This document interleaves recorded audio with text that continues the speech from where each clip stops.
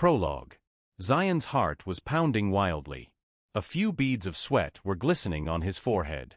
He stood outside the small house, unable to muster the courage to knock on the door. He didn't know why, but a strange fear gripped his heart. He didn't even know what he was afraid of. On the other side of the door was the woman who had haunted his dreams for so long. And just a few days ago, he had learned that she was not a dream, but a reality. She was a part of his life. She was his wife, the mother of his child. Zion didn't know how to face her after so many years. What would he say to her? Why hadn't he come all this time? And even more importantly, he still didn't remember anything about her. He had only thought of her as a dream until now. And Muntaha, was she still waiting for him? Or, Zion couldn't think beyond that. Maybe that was why he couldn't even muster the courage to knock on the door. She was his wife, but he didn't remember her. Despite that, she held a special place in his heart. Even though he had forgotten her, he didn't want Muntaha to forget him. A strange desire was growing in his heart that she would still be waiting for him. With great courage, he knocked on the door. He felt like his heart was about to burst. The door opened. Prologue ends. You are looking very pretty, he found himself saying as he looked at her. A shy smile crossed her lips upon hearing his words. Really, she responded, her fingers gently clutching her long loose dress, and she twirled. Captivated by her beauty, his heart began to beat faster, a sensation he hadn't experienced before. Almost instinctively, he reached out and held her hand, noticing the color of henna that adorned her fingers. Their eyes met, and the smile on her face faded, replaced by a look of concern. What happened? Are you okay, Zion? Zion? She asked anxiously. As dawn began to paint the city with soft hues of rose and gold, the smart blinds in Zion's bedroom automatically adjusted, revealing the breathtaking panorama. As dawn began to paint the city with soft hues of rose and gold, the smart blinds in Zion's bedroom automatically adjusted, revealing the breathtaking panorama. Yet, sleep had eluded him. He woke up abruptly. Sweat glistened on his skin. The unsettling dream still clung to him like a shroud. Gasping for air, he sat up, pulling off the luxurious cashmere blanket. The sleek digital clock on the nightstand glowed with a haunting 3 a.m. The memory of the dream felt raw, the recurring presence of the unidentified girl gnawing at him like an unsolved puzzle. He pushed himself to his feet, the plush charcoal linen of the platform bed cool against his skin. With a heavy sigh, he walked towards the expansive window, his bare feet silent on the cool concrete floor. He opened the window, welcoming the cool morning air. His bangs danced along the air. The sky had become a vast canvas of the twilight stars. He was extremely confused. The girl. Who is she? He wasn't seeing her once, twice, or thrice. He had seen her in so many of his dreams that he had forgotten the countings. At first, he'd thought that this was a dream, but now, he felt there was something more to this. Otherwise, why would he see her so many times? He rubbed his forehead. He couldn't understand what he should do. He kept looking at the glittering sky.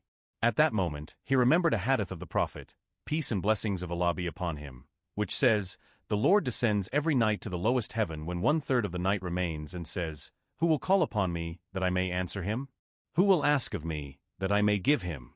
Who will seek my forgiveness, that I may forgive him?'"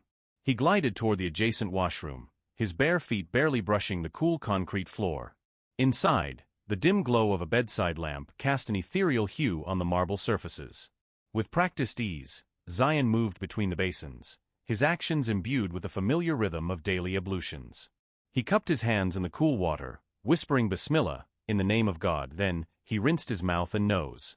He splashed some water in his face, cleansing away the residue of sleep and dream.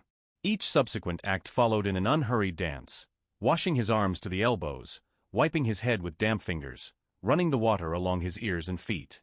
Every touch was deliberate, a mindful offering to the divine.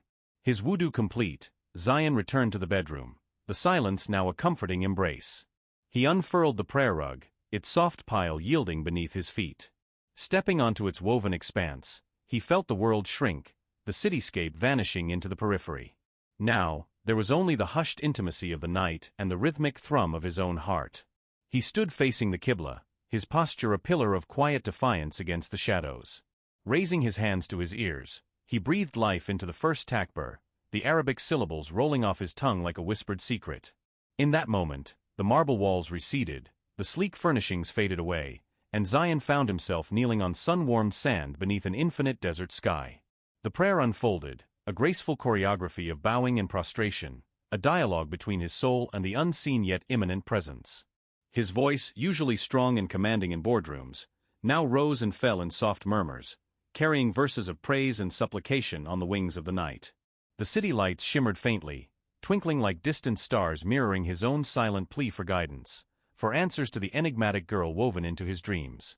With each rocket, the tension uncoiled from his shoulders, the unsettling memory of the dream yielding to the soothing rhythm of worship.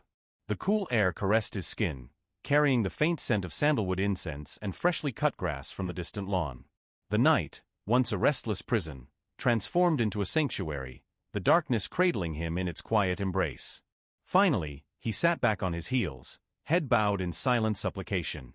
The words of dua, personal whispers to the one who hears all, spilled from his lips.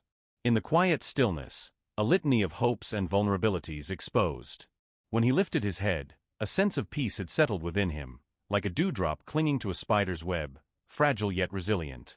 The city light still blinked outside, but within the cocoon of his bedroom, Zion had found solace in the embrace of faith. The unanswered questions remained, the mystery of the dream girl still a knot in his mind. Yet, as he rose from the prayer rug, a flicker of hope danced in his eyes. For in the quiet communion of Tahajjud, he had found strength, clarity, and the unwavering belief that even in the darkest hour, dawn would always come. दीबाचा ज़ायान का दिल जोर जोर से धड़क रहा था। पेशानी पर पसीने के चंद कतरे झलक रहे थे। वो छोटे से घर के बाहर खड़ा था मगर दरवाज़ा खटखटाने की हिम्मत न कर पा रहा था। ना जाने क्यों एक अजीब सी बेनाम सी घबराहट ने इसके दिल को जकड़ रखा था। वो खुद नहीं जानता था कि इसे किस चीज़ का खौफ था। इस दरवाजे के इस पार वो औरत थी जिसकी शबी बरसों से इसके ख्वाबों में आती रही थी। और चंद दिन पहले ही इसे पता चला था कि वो सिर्फ एक ख्वाब नहीं हकीकत है। इसकी जिंदगी का हिस्सा है। इसकी बीवी है। इसके बच्चे की माँ है। ज़ायान को समझ नहीं आ रहा था कि इतने बरसों बाद वो इसका सामना कैसे करे। वो क्या कहेगा? ये सब वक्त क्यों बैठ गया? और सबसे बढ़कर इसे अब भी कुछ याद नहीं था। वो तो इसे अब तक महज एक ख्वाब ही समझता आया था। और मुंतहा, क्या वो अब भी इसका इंतजार कर रही होगी? ज़ायान इससे आगे कुछ सोच ही ना सका।